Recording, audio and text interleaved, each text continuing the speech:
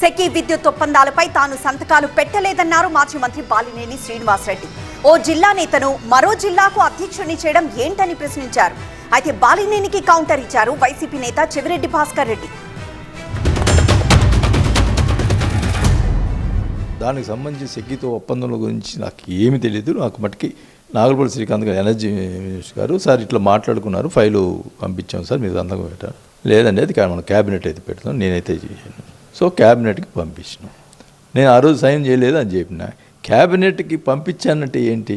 ఏ minister అయినా ఏ విషయమైనా కానీ కంపల్సరీగా డిజిటల్ సైన్ అది పంపించాలి క్యాబినెట్కి. అది డిజిటల్ సైన్ సైన్ తోటి పంపించాం క్యాబినెట్కి. దానికి నువ్వు సంతకం పెట్టావని మాట్లాడతాడు.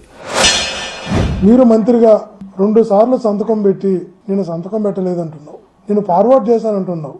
ఎప్పుడైనా మంత్రి అనే వ్యక్తి తనకు ఫైల్ వస్తే ఆ ఫైల్ మీద తనకు ఇష్టం లేకపోతే ఇష్టం లేదు ఇది కామెంట్ రాయాల, లేదు అంటే ఫార్వర్డ్ చేయడం అంటే అంగీకరించినట్టు లెక్క. తను ఫార్వర్డ్ చేశారు.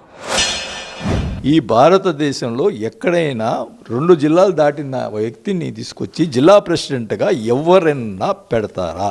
చరిత్రలో ఉందా?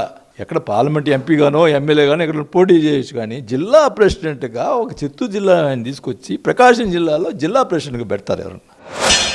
చెవిరెడ్డి భాస్కర్ రెడ్డి చిత్తూరు నుంచి వచ్చారు అని నేను అడుగుతున్నా, చిత్తూరు నుంచి ఒంగోలుకు వచ్చారని.